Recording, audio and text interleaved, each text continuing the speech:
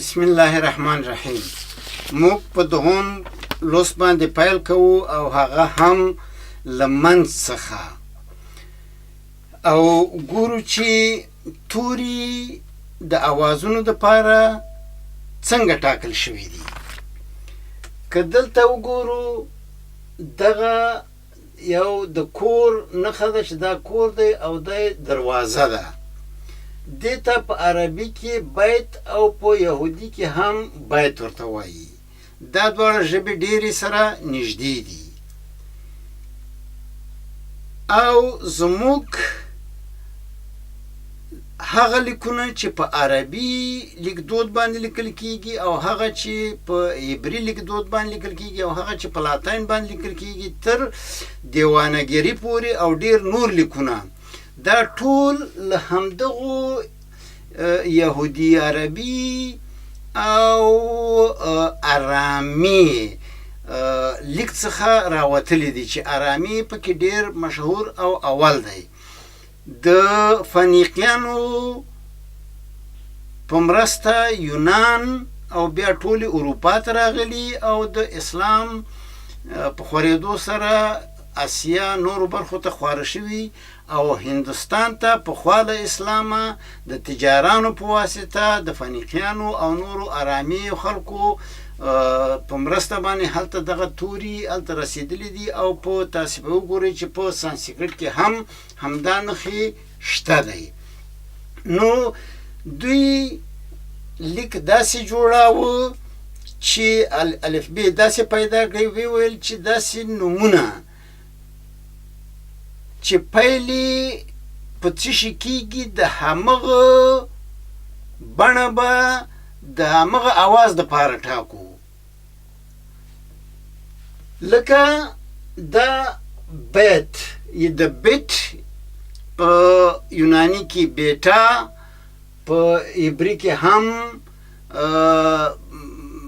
بیت او د کور ته بیت وایي او په عربي کې هم بیت ورته وایي. نو دې دپاره یې همدا کور ونیولو چې دا کور په عربي لیکدود کې داسې چیزي اول دا بڼه بیا ورپسې دا بڼه او بالاخره په پای کې د بې اصلي بڼه یې غوره کړې ده.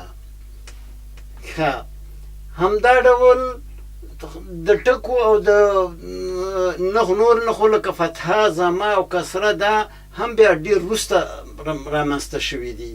همداسې چې چپ لاسته لاړ شو دې بیت یا کور اول دا بڼه بیا دا بڼه او په پای کې دا د بې بڼه غوره کړې ده.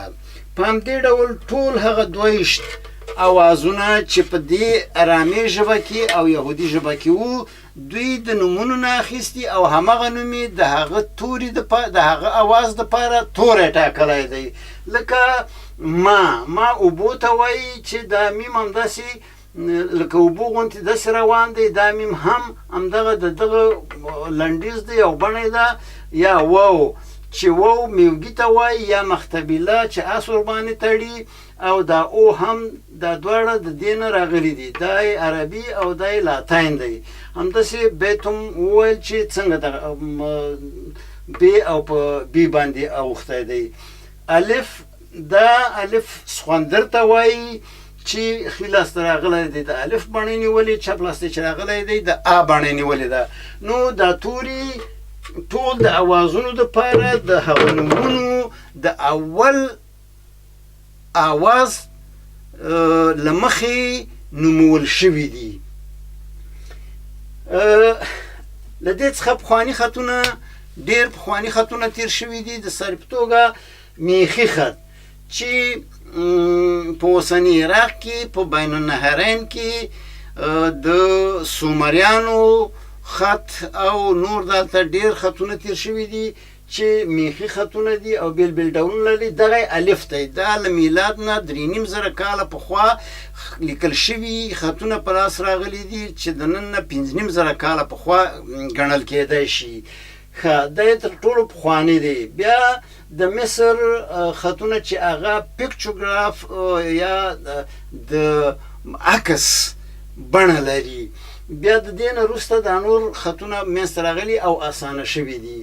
د شمالي امریکا اندیانا هم همدغه د پیکچوګراف یا لوګوګراف ته ورته نښې لرودي او دا د طبیعت نه راخیستې دي. دوی هم زړه د زړه دپاره کارولی دی، د غویی او خرونه د قوت دپاره کارولی دي.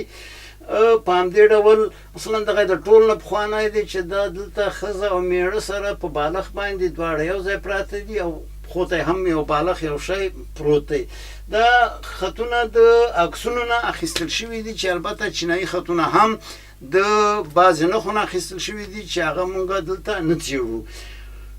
اوس راځو دې ته چې دغه دوی ستوري د ارامي چې هم لاتین ورباندې لیکل کېږي، هم د سانسکریټ یوه برخه ده، هم موږ عربي لیکدود پښتو ورباندې لیکو، فارسي ورباندې لیکو، اردو ورباندې لیکو.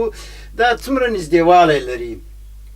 ورته ګورئ دا ام لاتین دی، دا سانسکریټ دی، دا وای لاتین دی، دا سانسکریټ دی، دا پی لاتین ده، دا سانسکریټ دی، دا ار لاتین دی، دا سانسکریټ دی، دا ان لاتین دی، دا سانسکریټ دی. نو دغه خطونه له یو منشین راغلي دي او په نورو یې هم تاثیر کړی دی او بیل بیل خطونه هم شته دی چې بیا به په نورو برخو کې سره کله چې راتلل په همغه وخت کې به سره تشریح شي. تاسې په خدای سپارم، خوشحاله او بریالي اوسئ.